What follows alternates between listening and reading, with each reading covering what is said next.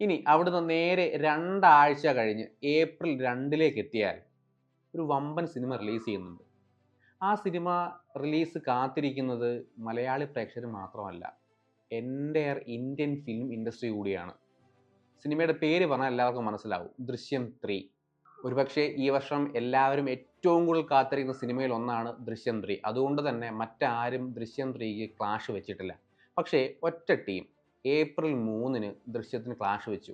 പടത്തിൻ്റെ പേര് 'വാഴ 2'. ഹാഷറും ടീമും ഒന്നിക്കുന്ന വാഴ സിനിമയുടെ സീക്വലായ 'വാഴ 2'. ഇനി അവിടുന്ന് നേരെ ഒരാഴ്ച കഴിഞ്ഞാൽ ഇറങ്ങാൻ പോകുന്നത് ഒരു 3 വമ്പൻ സൂപ്പർ സ്റ്റാർ പാൻ ഇന്ത്യൻ സിനിമകളാണ്.